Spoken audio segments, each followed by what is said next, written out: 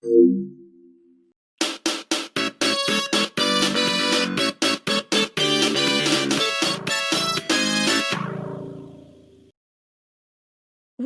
now that my mum and my sister are out handling some errands, I wonder what's on Amazon Prime. Let's see what they have. Well, at least they have Robot Boy there. Let's see what else they have. Wait a minute. Is that Thomas and Friends? I remember this show. It brings me back great memories. And the original series is now here. I should watch a few episodes of the classic seasons of this show. I'll start by watching seasons 1 to 5, which is the pre-movie era, before the Magic Railroad. Anyway, let's get to watching.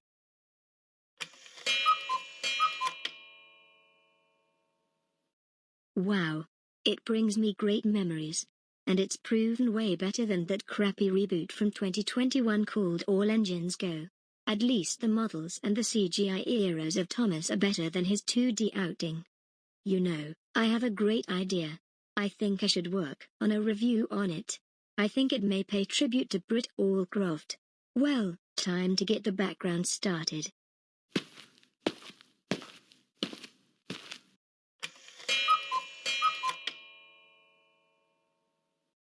Hello everyone, it's me, Audrey Bertha Smith, and today, I'll be reviewing a 1984 to 2021 preschool series created by the late Britt Allcroft, and it's based on the Railway series by the late Reverend Audrey. And that is Thomas and Friends. So, what do I think of this show? It was part of my childhood. And I will say that the model and CGI eras are one of a kind, so much better than what they did with All Engines Go. But anyways, Thomas and Friends is currently airing on Kabillion, originally aired on PBS Kids, Universal Kids, formerly known as Sprout, Fox Family, currently known as Freeform, Nickelodeon, Nick Jr., originally streamed on Netflix, and currently streaming on Amazon Prime, and that new pay subscription streaming service for kids, Kidstream. This show features the #1 engine Thomas, which explains why he's the very first engine on the island of Sodor.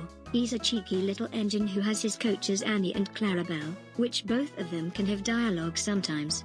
He loves working on his branch line, and making Sir Topham Hatt proud, and becomes a really useful engine. Then we have his best friend Percy, the cheerful and sometimes accident-prone engine. He always looks out for Thomas, Toby and other engines too. He's a station pilot for bigger engines by fetching coaches. He made his debut in the season 1 episode, Trouble in the Shed. He loves pulling the mail every night and day. And sometimes have some ups and downs. Here, we have Edward the Blue Engine. He is very helpful, and very caring. He's the same color as Thomas, and the same size as James. He can pull coaches, and pull and push freight cars. And he often works as a back engine, by pushing the engines up the hill. He's sometimes old and wise, but not as strong as the other engines though. But that's what makes him special. Here we have Emily. Emily is one of the first female engines on the island of Sodor. She made her debut in season 7. Which is Emily's new coaches.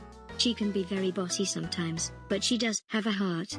Least she shared a shed with Thomas in calling All Engines, and decided to live at Tidmouth's shed with all the other engines. Speaking of which, we have the big engines Gordon, Henry, and James. Each of them play a supportive role with Thomas and the other engine friends. There are some examples of episodes from the classic era where the big engines had their focus is on, like, Down the Mine, Henry and the Elephant, alongside classics like Old Iron. There are a fair share of episodes that James had his focus on, like James Learns a Lesson, James Goes Buzz Buzz, No Joke for James, and even James and the Red Balloon. There are a dozen of other Thomas characters to even count, like the diesel engines Diesel, Mavis, Daisy, Boko, Salty and more other diesels. Here are the narrators that were featured in both the model and CGI eras, like Ringo Starr, the late George Carlin, Alec Baldwin, Michael Angelis, Michael Brandon, Pierce Brosnan, and Mark Morgan. Ringo Starr appeared on season 1 and 2. and he's quite the GOAT narrator of Thomas. George Carlin appeared in seasons 1 to 4 of the show. Michael Angelis appeared on seasons 3 to 16. Alec Baldwin only appeared in season 5 to 6. He also played Mr. Conductor in The Magic Railroad. Michael Brandon appeared in season 7 to 16 and also redubbed some season 6 episodes, like Gordon Takes a Tumble, No Sleep for Cranky, A Bad Day for Harold, James and the Red Balloon, Toby Had a Little Lamb, and Edward the Really Useful Engine. Then, for Pierce Brosnan, he only narrates The Great Discovery, some clips of season 12. And as for Mark Morgan, he appeared in seasons 17 to 21. And he still play his role in games and audio storybooks. Then, we have the movie released in theaters by Destination Films and Gullane Pictures, Thomas and the Magic Railroad in 2000. The movie follows Thomas the Tank Engine and his friends are being threatened by diesel engines like the surly Diesel 10 and his sidekicks Splatter and Dodge. Even the magical Mr. Conductor, who has always traveled between the train world and the human world of Shining Time Station, is losing his powers and sparkle. In the middle of this crisis, Lily meets up with Mr. Conductor on the way to visit her lonely grandfather Burnett Stone. Brave Thomas reminds them all that even little engines can do big things. They also have their very own direct-to-video movies from Hit Entertainment, Lionsgate, and Universal Home Entertainment. And, we also see deleted scenes and bonus features soon. We'll be getting a live-action Thomas and Friends movie by Warner Brothers Pictures Animation and Mattel.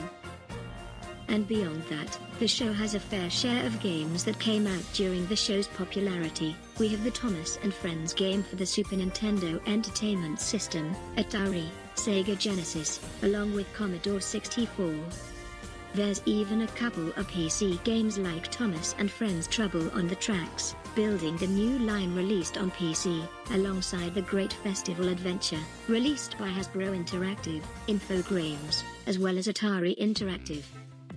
And there's even Thomas and Friends engines working together on VTech V Smile, engines working together for the Nintendo 3DS, and Wonders of Sodor for the Nintendo Switch. Here we have the mobile game by Budge Studios. They were from iOS and Android. Starting from Go Go Thomas, all the way to Thomas and Friends, Minis.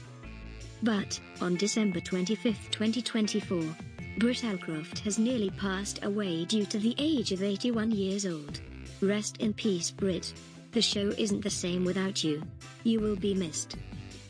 But, in 2021, this show came as a reboot. This reboot is nothing but a failure, and an abomination. Despite the series transitioning into 2D, that was not the Thomas and Friends we all know and love. Thank goodness that show ended in 2025 during the 80th anniversary. But, not to worry, this show is getting another 3D reboot. Let's hope it won't be the same as All Engines Go. So, what's my overall rating to Thomas and Friends? Easy as cupcakes. Well, since the nostalgia is in full force, it gets a 10 out of 10, because this show lots of great storytelling, even when the late Britt Allcroft adapted it pretty well. Of course, their songs, their memes, their iconic moments, and their storytelling will never get old to this day. Well everyone, that concludes on my review on Thomas and Friends. I hope all of you guys enjoy it. What are some moments you remember from this phenomenon of a preschool show? Please be sure to sound off of the comments below. Like always, this is Audrey Bertha Smith, signing off. See you in the next review or rant. See you later, Skater Gators.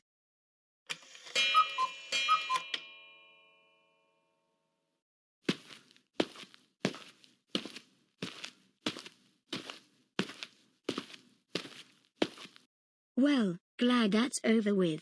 That was totally worth it. Oh, that's Lincoln.